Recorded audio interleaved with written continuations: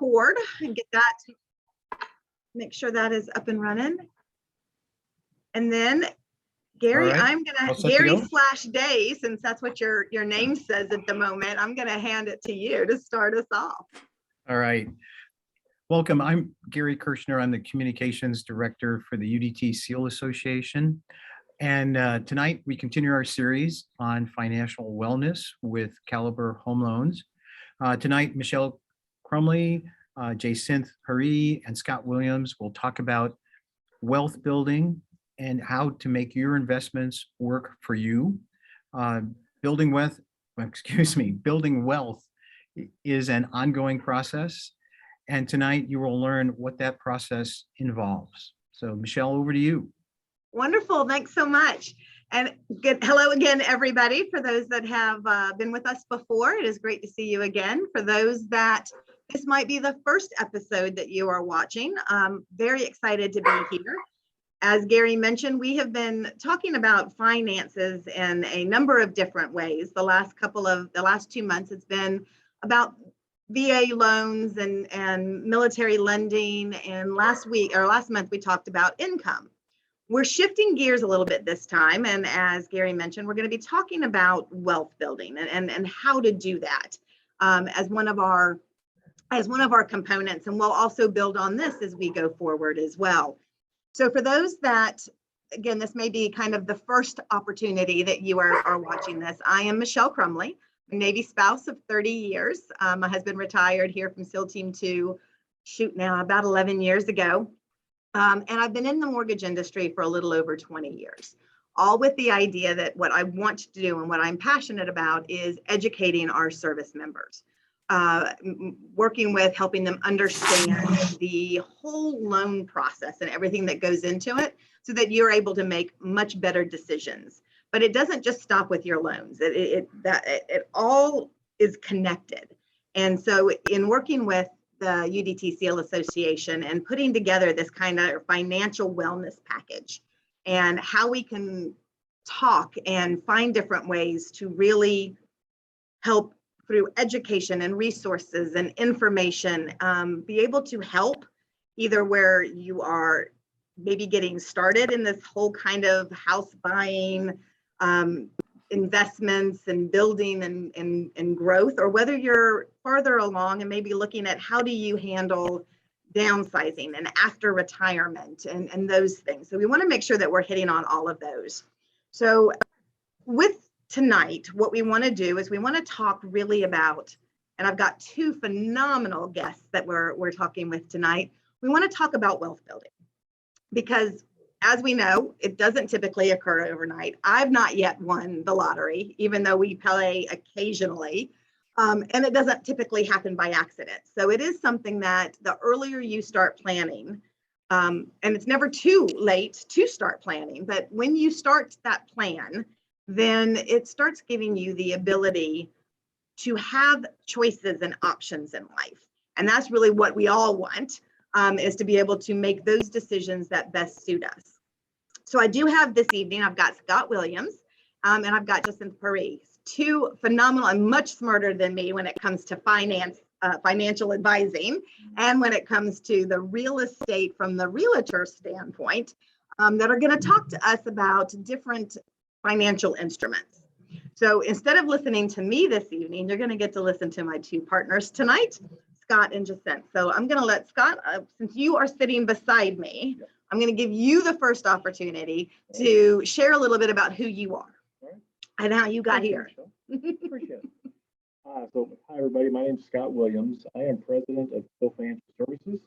I am a logistics officer in the Army Reserve, and my wife is active duty, stationed over at Fort Story. She is a medical service officer.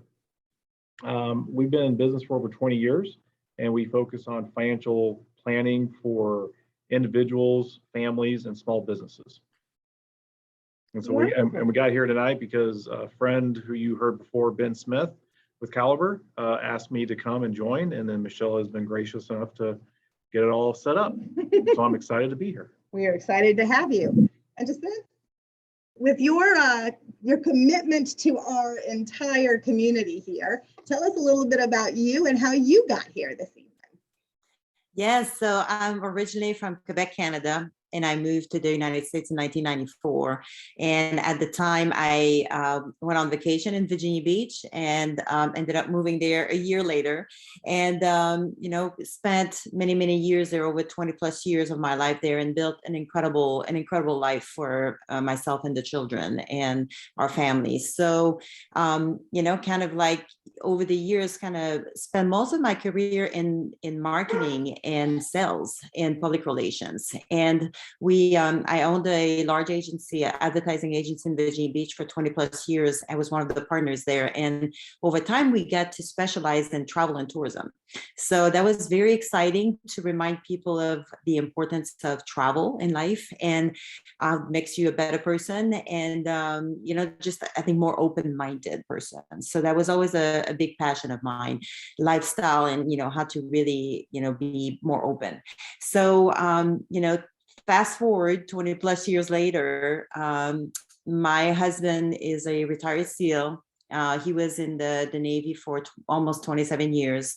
So between he and I and our Brady Bunch family now, we have relocated from countries to states to cities, and before kids, with kids in tow. So we understand on a personal level what all of that involves, the emotions involved with the kids and uprooting them and the friends that are left behind and starting new, and the opportunities that comes with that. And that for me is a passion. And when we decided to, basically make the move across the country to move to San Diego, where we've been for almost 2 years now, this was a decision of ours. This is where my husband started his career in the Navy, and he always wanted to come back here. So when I discovered this place in 2018, I really fell in love with that area. So, I've been kind of like doing the marketing and sales, but always touching real estate, also more on a personal level with properties that we owned on the East Coast, some that we sold, now that we're renting.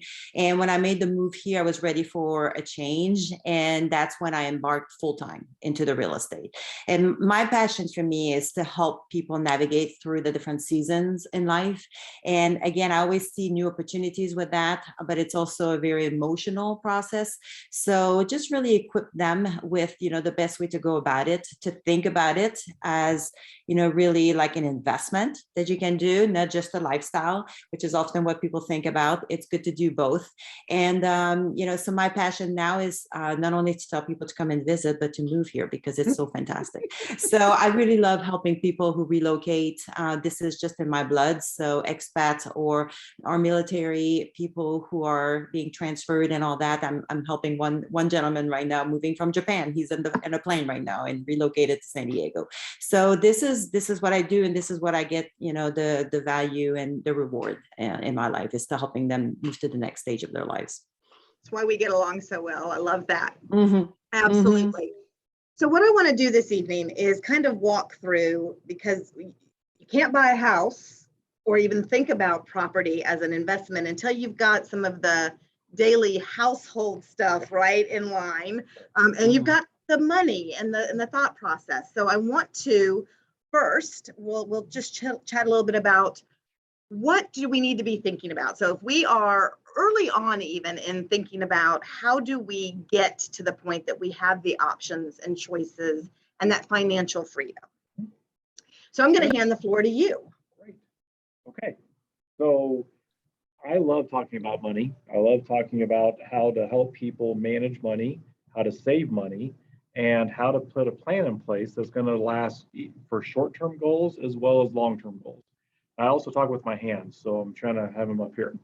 But when I meet with clients, I go through 5 steps, and we talk about setting up a budget, setting up emergency funds, setting up how to pay off debt if there is any.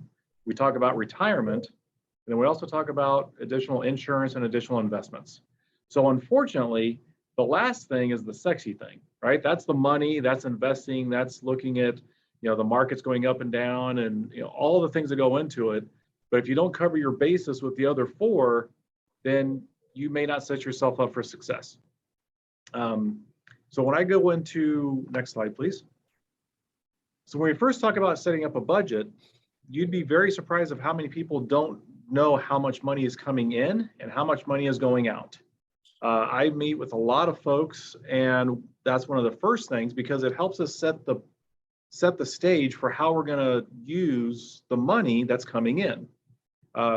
You have some situations that folks make, and these are all loose examples, but let's say they make $2,000 a month, but they spend $3,000 a month.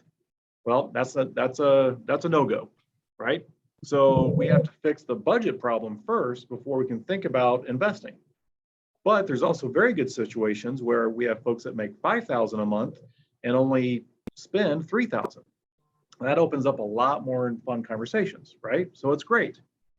I put these numbers on this slide is that if you've never done a budget and it's something that you need to do or want to do, these are kind of some general guidelines of how you can set that up for your own personal expenses. For example, we were talking about housing.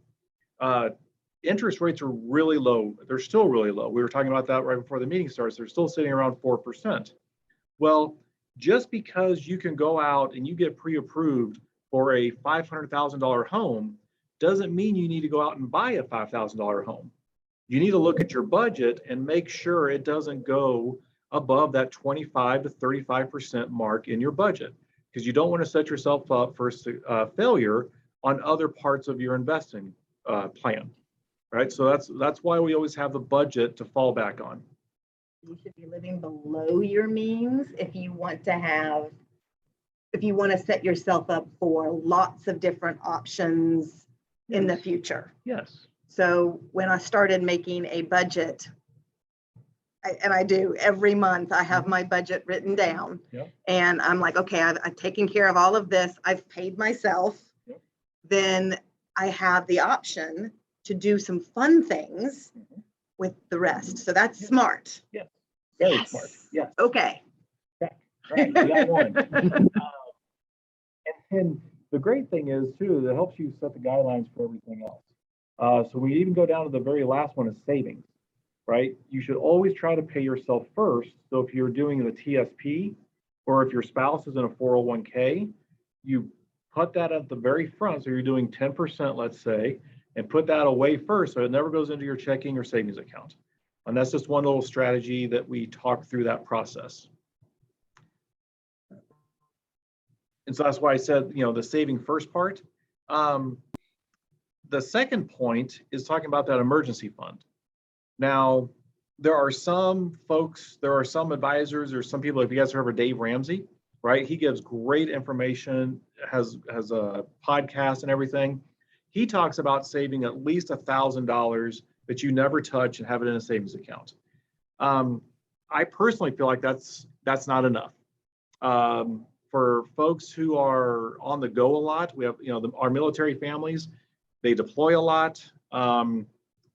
Things happen within pay sometimes, right? So we're going from one status to another status, and that gets mixed up. So maybe you're not getting as much pay in, and it's taking a couple months to get it fixed. We want to make sure we try to save 3 to 6 months of income that's sitting in a savings account that you don't touch. And also it helps prevent you from, if something does happen, who's ever had an air conditioning go out, right? Who's had an medical expense that's come up?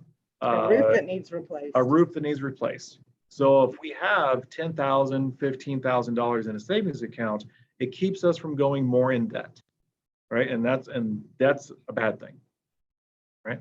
So that's why it's really good to try to focus on that 3 to 6 months of a emergency fund. So have a budget. Have a budget. Make sure that your budget is underneath, right? That you're spending less than you're making, so that you've got additional money to put away, to save, to pay yourself.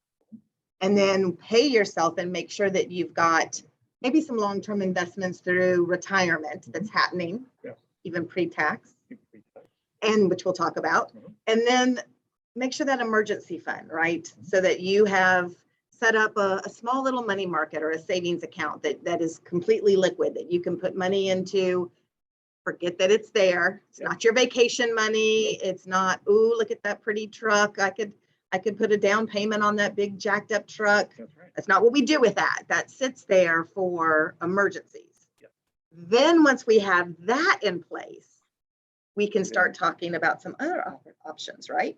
Well, you have to go through the third point first. Okay. That's paying off. So you're getting a little excited. Oh, right? darn it. Okay. She wants to go invest in the market right now, but the market was up today. So, you always want to buy low and sell high, right? So, but part of that also is making sure we keep our debt in check, right? And there's good debt and bad debt. I consider home buying a very good debt, right? Because it's a long-term investment. And it's something that can also generate you income on the back end if you go into the rental market. For a lot of military folks, we PCS, right? So we're moving around. So looking at the options and having money in an emergency fund or a savings account can help you make that decision to keep your house where you currently are and go buy another house at your new PCS or your new duty location, right? But if you don't have the ability to have that money in savings, that can hinder you. So Michelle even brought up at the very beginning, giving yourself options to make financial decisions. That's why we talk through these points. But for, the good debt would be the house. I don't consider student loans a bad debt because you're using them to help better yourself. So that's a good debt. And usually car debt is not a bad debt as long as you're not going out and buying an $80,000 car and you're only driving 2 miles a day. Right? Yeah, keep a car that's sensible within your budget because the percentage that the numbers I was showing you earlier, you want to have that around a 10 to 15% of your budget as a car payment. Because if we don't have a car, we can't work. Right? So I don't consider that bad. Unless they want to sleep in their car. Now, if they want to sleep in the car, they can go buy their $80,000 truck. That's right, because you got to have your $150,000 trailer in the back at your home, right? And if you're doing that, more power to you because that would be awesome. But some of the bad debt, credit card debt, getting sent to collections for not paying your bills, things like that. I have to talk through sometimes with folks just to make sure they're having to properly pay off the debt at the proper amount of time. Now, there's some folks out there that get bonuses, right? You can take these debt and consolidate, get reduced with chunks at a time. And so it doesn't really affect your monthly budget as much, but it depends on your occupation and kind of what's going on with you financially. Okay. And then this is kind of the debt part. Just kind of looking at what you've got, paying it down, consolidate. We always look at trying to say what's your highest interest rate. So if you have a credit card debt that has, or a credit card that has 18%, and you have a credit card that has a 5% interest rate, you want to try to pay off the higher interest rate first because you're basically wasting money to the credit card company. So we want to make sure we get those paid off as soon as possible. One of the things that we're going to be talking about next month is all about credit. Oh, And how credit affects so many decisions that you end up having to make or that are made for you because of how you've handled that. So I love that intro, and that's just a little sneak peek into what we'll be talking about next month. Yes. And when we talk about the wealth and the home buying, the credit score does make a difference. So the lower the debt amount that you have when you go to buy a home, the better off you're going to be. Now we get into some fun things, right? So you got to go through the boring stuff. You have to go through the savings and the debt and the budget and all that kind of stuff. You get into the fun part about retirement and wealth building. Now, I'm a big fan of paying yourself first, which we talked about a little bit ago. And that's through your TSP, an IRA, or your 401k. Now, I'll kind of briefly go through those. That's a lot of alphabet right there. We're all acronyms, right? we're all military. We get acronyms, one way or the other. But for example, like your 401ks, right? You could put up to $20,000 this year in 2022. You can put up $20,500 into a 401k. Into a TSP, which is almost identical to the 401k, is the same amount. So you can max out that TSP at $20,500. Then you have options for spousal or your personal IRAs. You have a traditional IRA and you have a Roth IRA. A traditional IRA is going to be something that you can use as a tax deduction So if you can put up to $6,000 into that, and that reduces your taxable income when you go to pay taxes For that year for that year. that you actually deposited, that you invested the money. Okay. Yes. Now that's all assuming that you don't break over a certain income threshold in that calendar year. Now, I won't bore you with all those numbers, but if you possibly, maybe you and your spouse both work, and you're going to be making in the upwards of 150,000 plus, then you have to start looking at if you can contribute to an IRA at a certain point. But what's really nice though is if, let's say, you've got the military working and the spouse is at home by themselves but doesn't earn any income, you can set up a spousal IRA based upon the service member's income.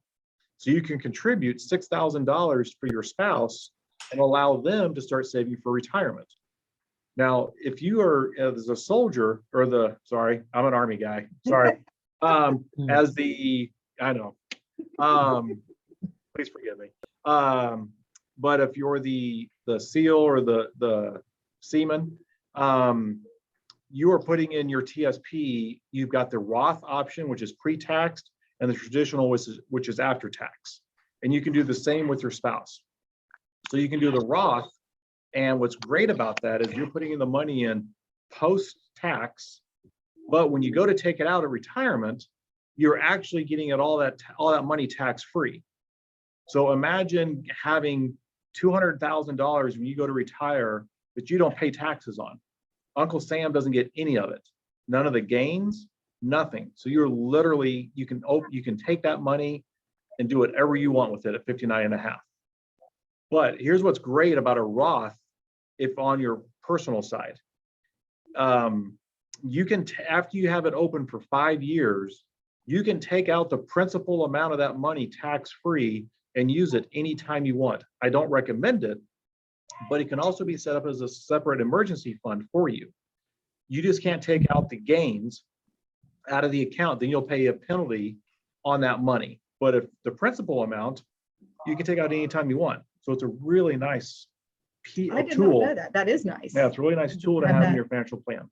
Now, correct me if I'm wrong, because one of the things with the whole, do you do a traditional IRA or do you do a Roth, is making some calculations, some estimates on what your tax level is going to be, right? So what is your tax rate going to be when you're 60 or 70 versus what it is today? If you think it's going to be higher, then maybe a traditional IRA is better. If you think that your income will be lower at that point, then the Roth makes a lot more sense because, or is vice versa, reverse it. Yeah, reverse. Yeah, got it.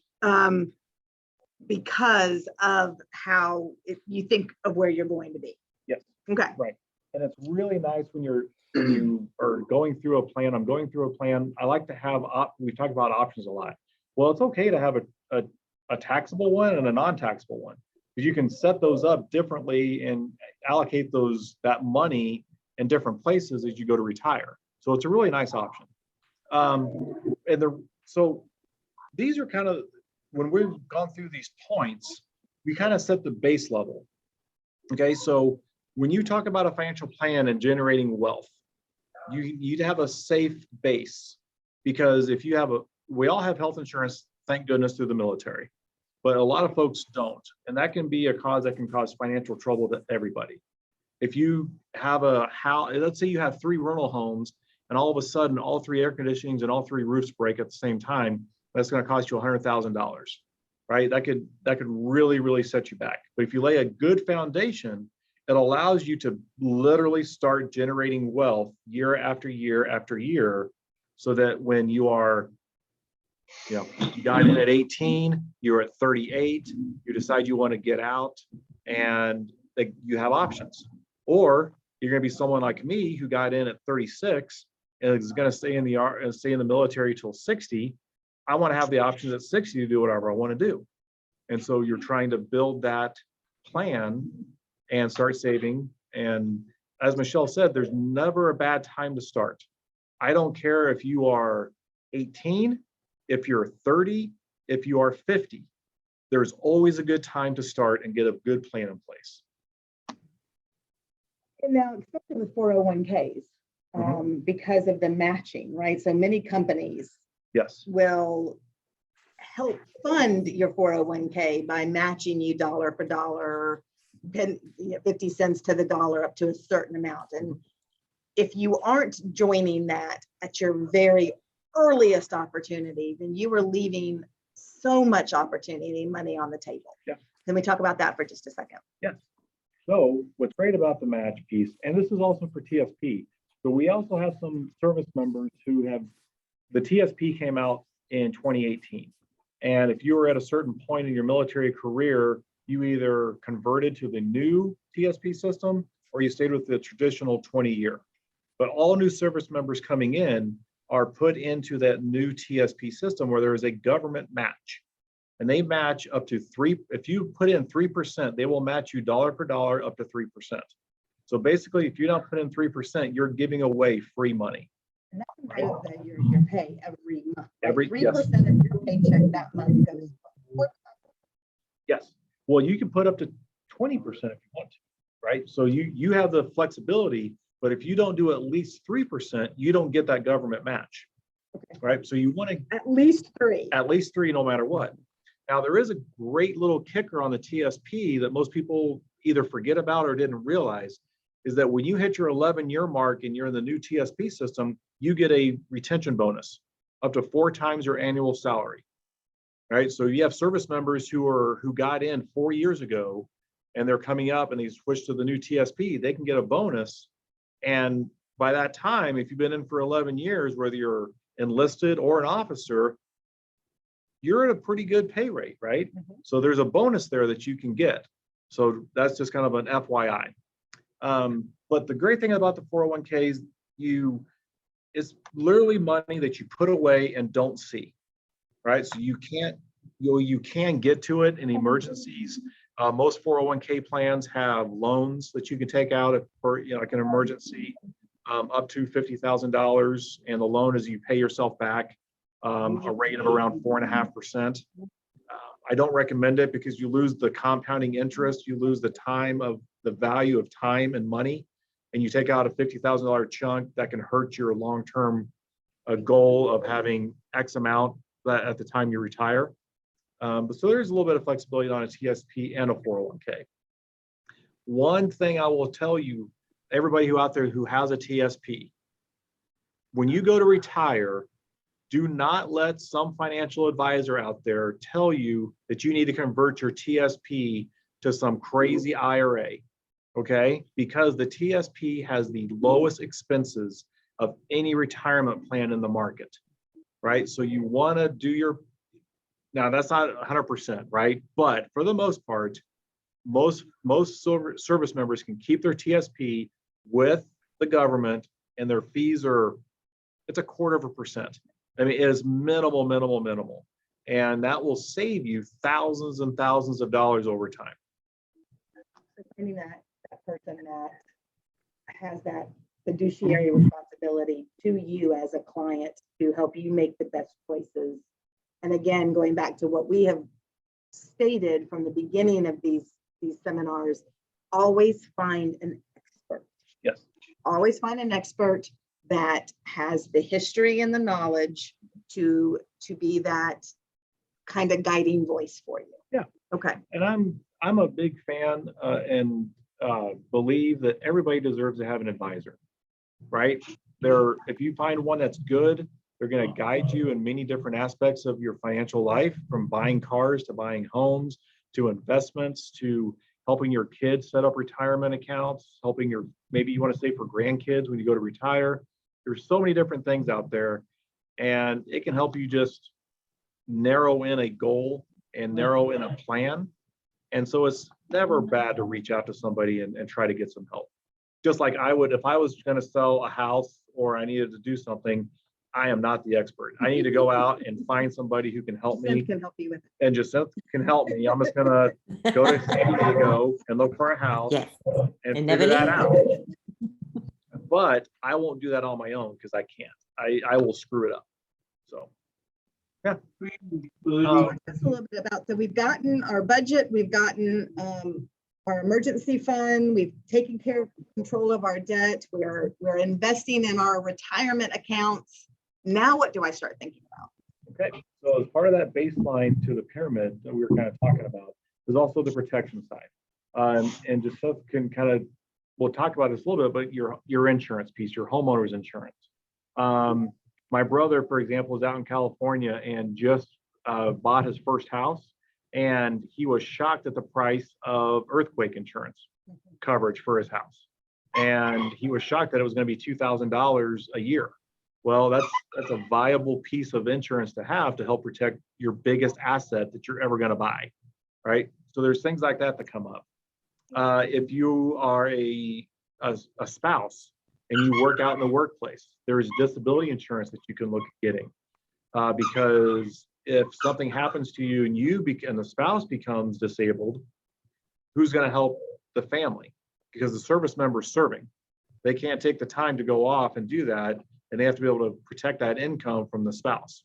So that's another big decision point or something to look into. And then also life insurance. If we know in the military, we've got that $400,000 SGLI, and we've got the $100,000 for the spouse. However, if something were to happen to the spouse, and I'm kind of falling back into that, the service member is in a hard situation financially. So if the spouse can have a $250,000, $500,000 term policy in case something happens to them, that helps the service member keep going and gives them the options to help their family financially. So it's something really can kind of consider. And I don't know that we think about that a lot, because I know that it's boring. It's boring. It's not sexy. It's not, you're not looking at the markets, but it's a very important piece of a financial plan. And I think that as we talk to, especially our retired and former SEALs out there that may be a little bit farther along in their seasons of life. Oh yeah. And we talk about long-term care, because I don't know that is something as expensive as medical care has become. And as long as we're living, how do we start incorporating that thought process? Ooh, that's a good question and a tough question. Okay. Fortunately, if you have been in the military for over 20 years, you have healthcare covered, right? And those expenses come into play. Long-term care is another beast of an insurance policy and the costs, because when you start getting older, there's the retirement communities that you can join. There are the assisted living centers, but all of those cost a lot of money. Upwards from $4,000 to $8,000 a month just for that facility, and your health care does not cover that expense. So that comes out of your pocket. So when I talk to my clients about this, I kind of talk about family history. I look, because if we're trying to capture them in their 50s, mid 50s, early 60s, we look at family history to see, okay, did you have are your genes good, right? So if are you living to 100? And then it has to be kind of a conversation of part of a family to see what you want to do, because you also have the assets of the home, right? So maybe you have a couple homes and you're going to sell those homes to help pay for your long-term care coverage. So one of the things down the line later this year, as we talk about the second and third part of wealth building, we'll be going into a lot more detail about some of those later in life kind of decisions on downsizing, upsizing, long-term care, senior care, being that sandwich between older kids that might still need help and your parents that you might be taking care of. So we've got some information coming down the line, but I think this kind of starts at least people thinking about some of those next considerations. Maybe, when you're new, when you're first in the military or in your first half of your career, budgeting is really important. Setting up your retirement accounts are really important. And when you're on the other side of the retirement equation, and you're starting to use that for surviving and for living, we've got some other considerations to think about. So we're going to just kind of plant the seed there for some future conversations. Wonderful. Well, thank you very much. So we're going to say that we've got individuals that have done a good job or are doing all of this. They've got some additional money. they have bought a house. And let's talk to Jacinth. We're going to pull you in. Talk to us about your home or homes as investments. Can they be investments, and how should we consider this? Absolutely. I think, especially when it's your first home, it's easy to, again, like I was mentioning, it's easy to think about it from a lifestyle standpoint and think about, oh my God, this is where I'm going to raise my babies. We're going to create memories, and we're going to cook meals and host and entertain. And of course, and we want to bottle that up and keep that excitement.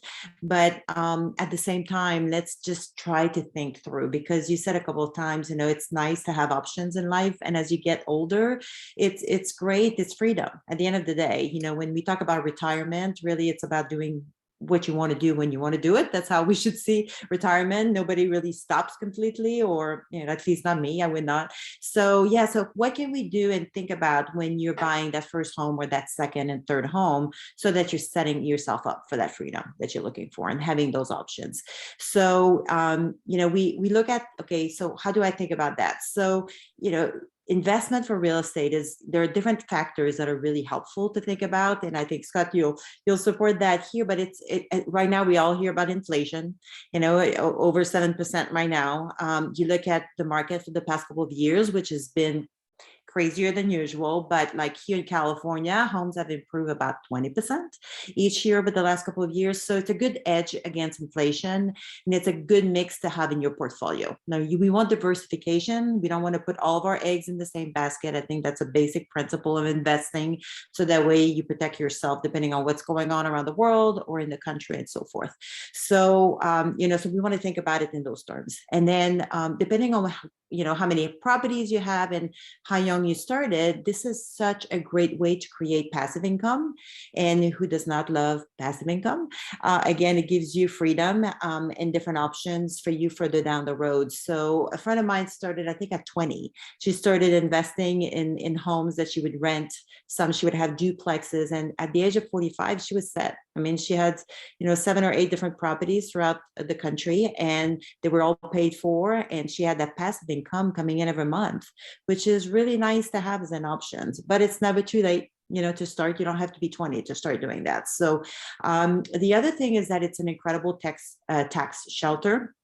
So we always want to try to keep as much money as we can. So some of the expenses related to your home, like your taxes and interest that you pay on the property, we can deduct that as an expense. So that way it helps reduce the amount of money on which you're taxed. So that's another area that is very nice. And all along you build equity. So, and it adds up quickly. I mean, first thing you know, you've got a decent amount, set aside that you then send to your landlord every month.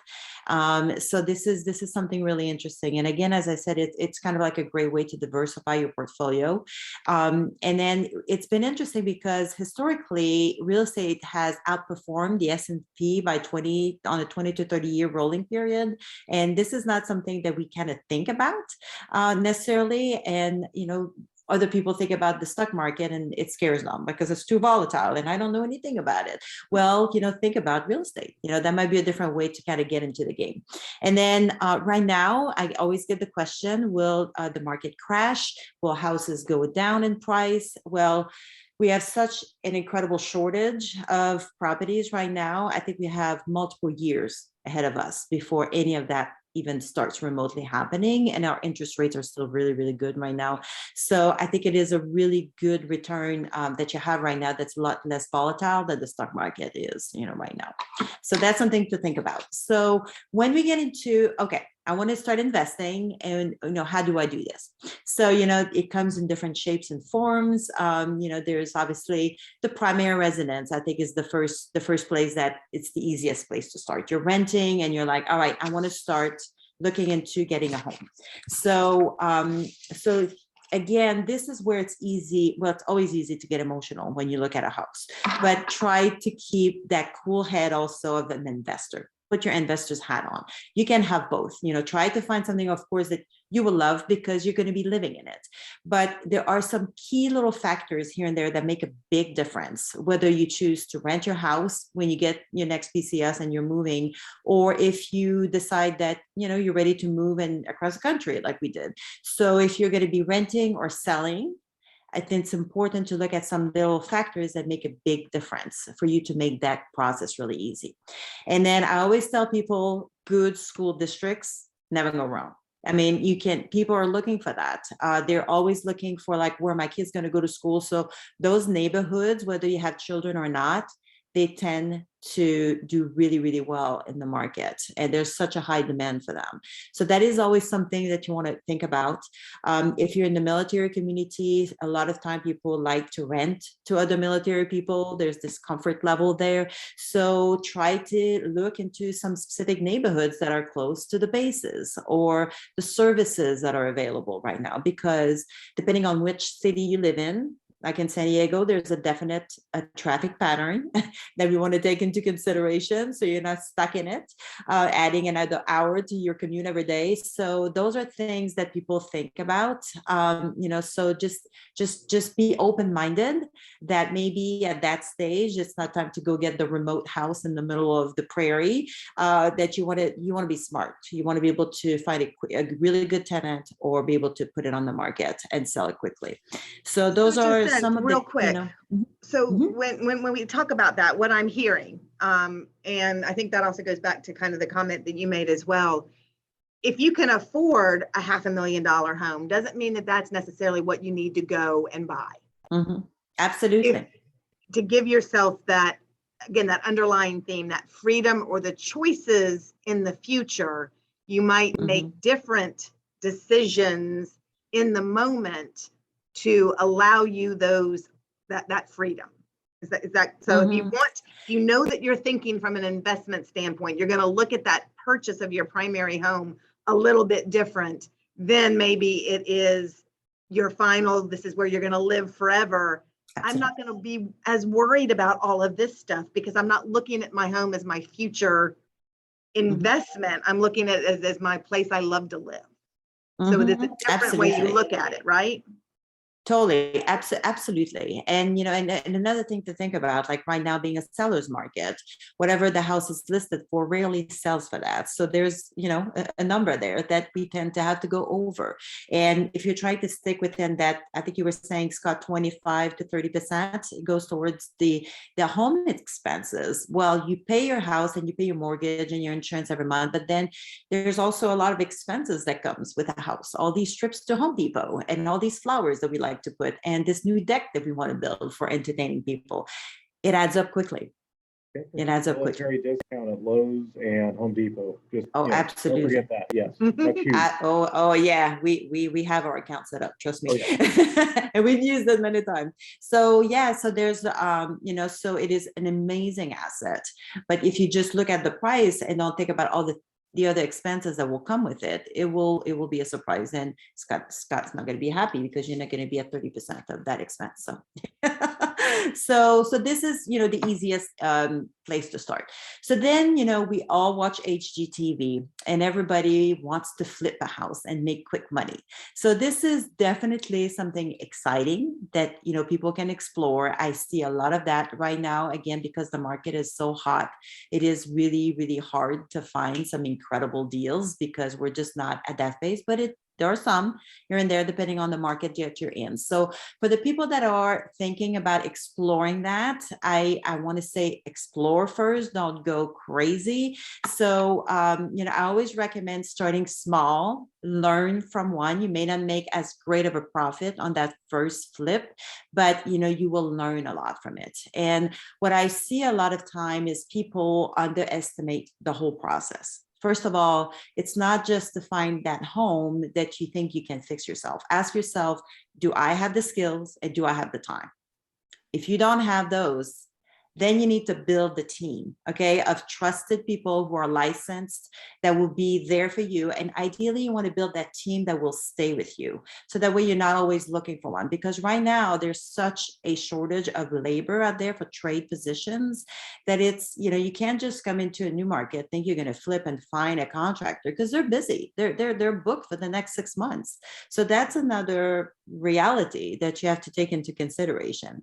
And so I would say, spend some time beforehand building your trusted team of partners who will be with you that you can rely on. And then talk about a place not to be emotional.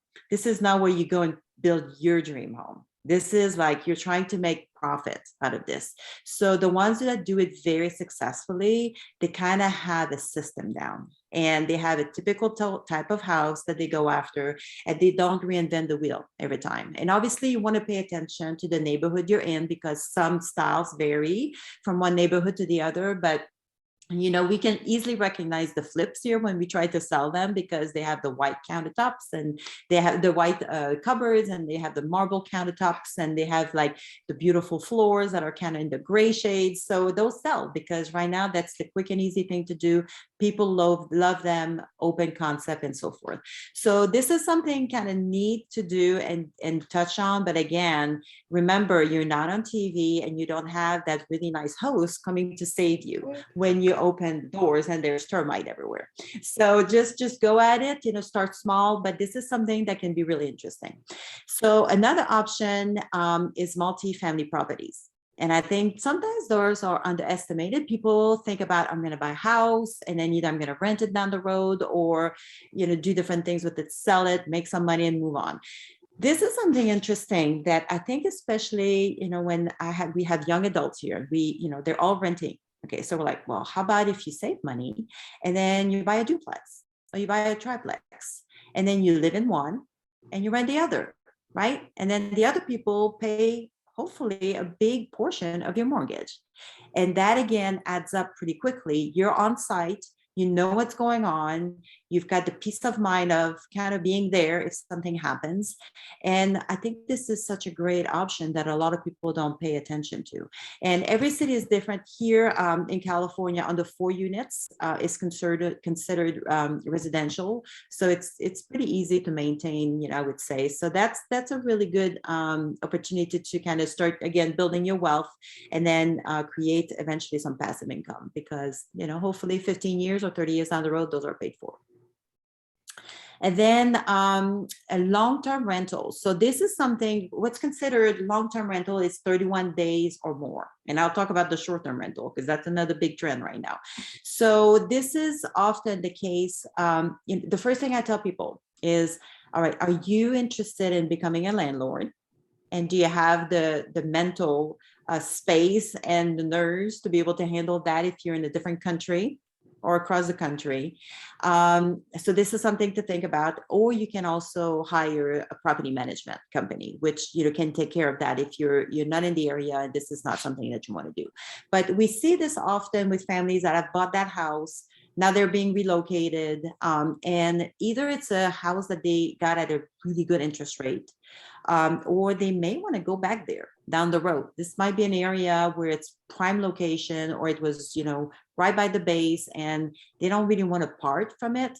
So this is always a time when I sit down with them and I say, well, have you thought about renting? Because you could have somebody else, again, paying your mortgage. You continue to gain equity every year, and it appreciates. And, it gives you, again, flexibility if you choose or not to go back, in that area, for whatever reason. If you're getting close to retirement and you have a house in Virginia Beach that's 4 blocks from the ocean front, then, okay, well, maybe we'll consider renting that. So that is something here that I think is very frequent. And it's a great option to have also to consider. Then our 5th option is the short-term rental. And those, again, are super popular. And I kind of did a little bit of research, because I was like, when we talk about the Airbnb and the VRBO, that's another thing where, you go on TV and they have all these shows that, show you how you can turn your garage into a beautiful little studio and you can make $3,000 a month. So this is always very appealing. And I was like, gosh, when did Airbnb and VRBO, the two main ones that we hear about, when did they start? So VRBO started in 1995, actually, in Colorado, which 1995, I hadn't heard about them. Back then I must have been living on a different planet. And then Airbnb started in San Francisco in 2008. So again, this has become part of the reality now, how people like to travel. It has completely changed, disrupted the travel industry and the hotel industry, and that is here to stay because this is what consumers like. I think COVID made that even more prominent because it gave people a feeling that they have more, control over their environment. They don't have to have more space and that type of thing. So this is something incredibly popular right now. So what I like to say to my clients when they're considering that is that it's a very ever-changing kind of like situation where you have to get a license to be able to run any part of either a granny's flat or something as a short-term rental. So I always recommend doing some research depending of what city you're looking at buying into to see if what is the city ordinance and what's the percentage of properties that are allowed to do short-term rental. And when we say short-term rental, it's 30 days or less. That's what's considered short-term rentals. If you want to rent for 3 days, sometimes there are 2 or 3 days minimum, but as long as you rent less than 30 days, you're considered short-term rental.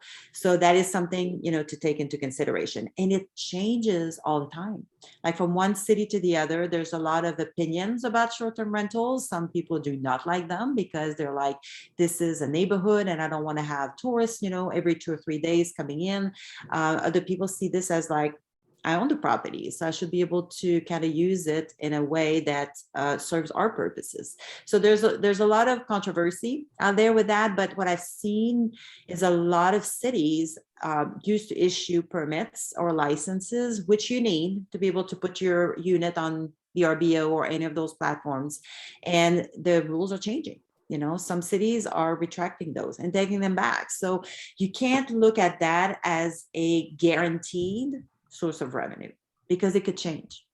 And so with that, because I know that we've seen that actually here in Virginia Beach, even just recently, I think there have been some changes when what you can and can't do, short-term rentals down at the ocean front, unless you're grandfathered in, and it is fluid and it can change. So what I'm hearing, and this is, I think, important, you've got to be prepared.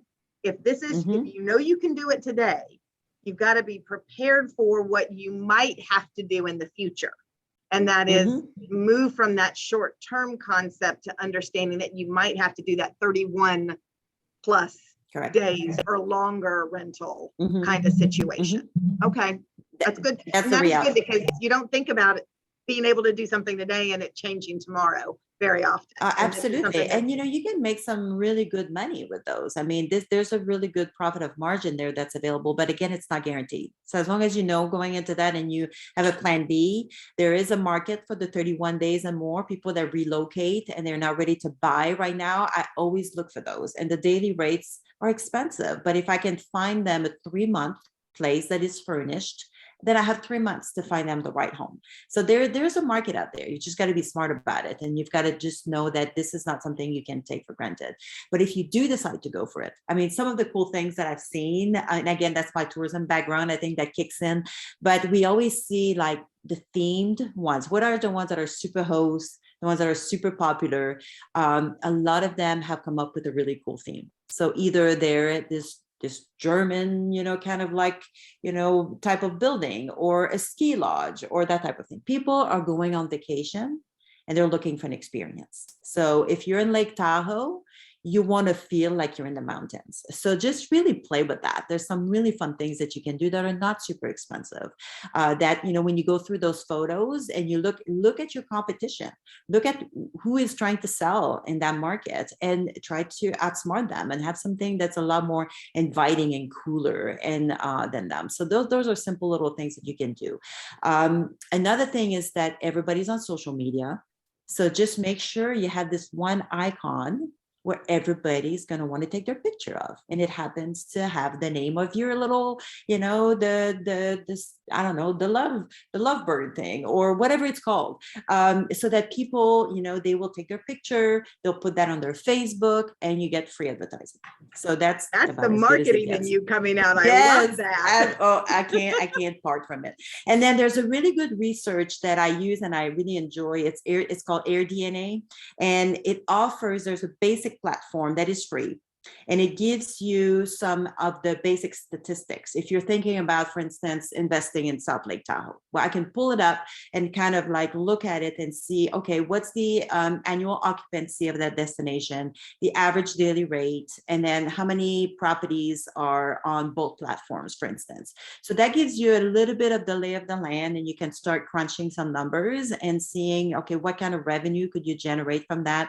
And then again, just do your numbers with your financial advisor, so that way you can say, okay, if I'm going to generate at a 67% occupancy rate, $4,000 a month, and then all my hard costs are $2,000, then all right, I can net possibly $2,000. So, and again, all your expenses related to advertising that place, to fixing it up, those are all tax deductible, so that you can offset your expenses. So in the long term, it's a great way to kind of have a vacation home that also generates revenue. So pick a destination where you want to go and visit a couple times a year and make something out of it. So, and then the other one, we've seen that a lot with COVID. When you were talking about, I took a note here about long-term care that we'll be talking in future sessions. We've all experienced a situation with aging parents that were either in assisted facilities or like, and the boomers that want to bring back the parents home. So they're looking at, all right, I need an extra room. So that's why we saw a lot of people selling their house and buying something bigger because they need that extra office, because we're working from home. That is not going away. I think a lot of companies now are going to continue to allow that. Otherwise, people go somewhere else where that company will offer it. So, so a lot of people have looked into, what do I have that I can convert? So we're seeing a lot of garages that are being converted into, they call them the ADU, accessory dwelling unit. Those are very, very popular, or the granny's flat. Or some people decide to take an extra room and then create a private entrance and then rent that, on those short-term rental, and that creates extra revenue. So those are our creative ways to try to bring in some extra, revenue every month that can offset, your hard costs, and then, you're being more creative with the space that you have. So those are like, I just wrote the top 6, areas where I see a lot of people asking me questions and opportunities that are there. So I think if you plan in advance, it is such a great way to diversify again your portfolio, edge against inflation, and create some wealth. And again, hopefully, whatever age that is that you're looking for retirement, 40, 50, 60, 65, 70, depending on what your goals are, you have options, and options is freedom. So we all want that. So what I love is, for both of you guys and for everyone out there, your retirement and what your lifestyle is going to depend on how you need to set up your portfolio. If you want to be jet setting around, you probably need to get an early start, and you need to be thinking about investing every day until you get to that point. If you're like, hey, I just want to sit in my backyard and drink some beer and hang out, then maybe my retirement plan and financial plan looks a little bit different. So really being able to tailor and have that professional team around you to help make sure that your needs are recognized and that plan really helps develop your goals, I think is really important. Yeah. So one of my favorite sayings is the old adage, if you are failing to plan, you're planning to fail.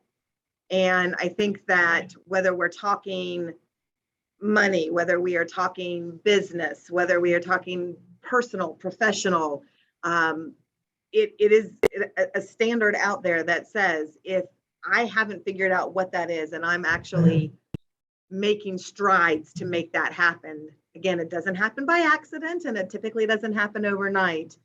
Make sure that you've got a really solid team of experts, whether it's if you're looking for a lender, whether it's looking for a real estate agent, looking for a financial advisor, a tax advisor, whoever, that you have found an expert in their field. You've interviewed and gotten to know them. So you also know that there's that personal ability to work together and put that plan in place and then execute on it. I think that's important. Mhm. I don't think at the moment, we had one statement come in on the chat that just was, yes, VA allows for you to buy a primary residence up to a 4-unit, right? So it doesn't have to be a single family home. When you go to buy that primary residence that you're going to live in, a VA absolutely allows for up to a 4-unit property. So love that. Wanted to make sure everyone saw that. That was in the chat. We are right at the 7:30 mark, so I'm going to hand this back over to Gary to kind of just wrap us up for this session. Thank you. Thank you, everybody. Thank you, guys. This was great. I really appreciated it. Just to let you all know, this is recorded. So we're going to put up a link on LinkedIn, as well as our social media, Facebook site, UDT Seal Association. So that if you want to go back and look at it again or share it with your friends and family, please do so. We just want to make sure that we're out there helping people with their financial wellness. Next month on April 6th at 6:30 p.m., we're going to go on and do the next edition of this. So stay tuned. And again, thank you, everybody. I appreciate it. And anything else you guys want to add? Any last minute things? Thank you. Absolutely. Just Thank you love very being much. here with you guys. All right. Thank you. Take Have care. a good one. You too. Bye-bye. Bye.